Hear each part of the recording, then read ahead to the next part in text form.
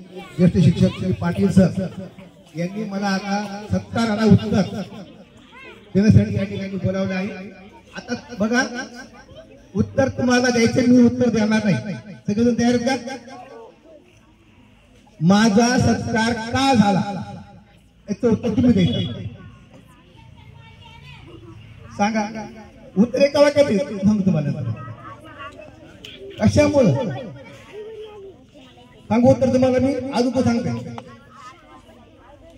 नाही। निरोप 6 वाजता आता उपयोग नाही।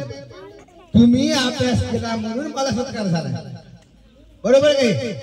जर तुम्ही अभ्यासच नसता केला तर काय झालं असतं? माझी आपल्या सगळ्याची मेहनत आपण व्यर्थ केली असते, पण तुम्ही त्या मेहनतीचं चीज केलं म्हणून माझा सत्कार म्हणजे तुमचा सत्कार आहे, सगळ्या शाळेचा सत्कार आहे, बरोबर का? मग तुम्हाला आणखीन अभ्यास करायचा असेल, आपल्या गावाचं नाव मोठं करायचं असेल तुम्हाला, तर तुम्ही मेहनत केली पाहिजे। आणि तुम्हाला कुठे अडचण यायली तुम्ही आम्हाला सांगायची, आम्ही समितीपर्यंत पोहोचू। तसेच बघा, समितीमध्ये तुमचे काका वडील भाऊ दादा आजोबा आहे की नाही, बरोबर? तर तुमच्या मागण्या तुम्ही आमच्यापर्यंत पोहोचवा, आम्ही समितीपर्यंत पोहोचू। पण तुम्हाला मात्र अभ्यास करावा लागणार आहे। अभ्यास करायला कोण कोण तयार आहे? हात वरी, ज्याला करायचं नाही ते हात खाली असेल, हात खाली ठीक करून दे। आता हात खाली घ्या, मग नुसतं हात वरी करून तुमचा अभ्यास होईल का रे?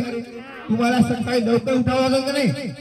आणि बघा, काल आणि आज 2 दिवसांमध्ये बघा मला 8 विद्यार्थी मिस कॉल आले बघा सकाळी 4 वाजता। ते विद्यार्थी सकाळी 4 वाजता उठले, हे मला कसं कळालं? त्यांनी माझ्या फोनला मिस कॉल दिला होता। कोणाचा 4:15 ला आला, कोणाचा 4:30 ला आला, म्हणजे ते विद्यार्थी अभ्यासाला लागले। हे मला कुठे कळालं? घरीच कळालं। पुन्हा बघा, आज काय शनिवार होता, शाळा आपली लवकर होती आणि आज आपल्या समिती सत्कार होता आहे की नाही? तरी बी एवढ्या गडबडीमध्ये आपला आजचा पेपर घ्यायचा ह्याला का राहायला नाही? कोण राहायला नाही? कारण आपल्या पालकांना सहकार्य केले। सकाळी 7 वाजता या ठिकाणी श्री दिलीपराव नाडेकर आले होते आणि 20 विद्यार्थी आमचे 5वीचे या ठिकाणी त्यांनी पेपर दिलेला आहे। आता आम्ही नंतर पुढच्या कार्यक्रमामध्ये आम्ही त्यांचा पेपर चेक करणार आहे, त्यांच्या पेपरामध्ये त्यांना काय काय आलं नाही ते त्यांना दुपारी सांगायचं। म्हणजे असं रोजच्या रोज होत गेलं 100% गुणवत्ता वाढणार। आणि याच्यामध्ये फक्त माझ्याकडे सहभाग नाही, आपल्या शाळेतील सर्व शिक्षक त्याच पदाला काम करायचे। यामध्ये Shri Patil sir, Shri Gondkar sir, Shri Sargaonkar sir, Shri Nitin Lad sir. Nitin Lad sir बघा, तुम्हाला सांगतो मी, व्यक्ती एक आहे पण दोघांचं काम करत 2 माणसं बघा। त्यांना तशीला जेव्हा मास्टर पडला की हक्कानं त्यांना ते बोलून घेतात, त्यांना ते बी काम करायचं, हे बी काम करायचं, अभ्यास मागं पुढे घ्यायचा, डबल काम। श्रीमती सप्ताय मॅडम, श्रीमती वडगावकर मॅडम आणि शाळेची धुरंधार मुख्याध्यापक श्री जुनेद शेख हे पण मागं नाही तर बरेच कामं माहिती आहे का?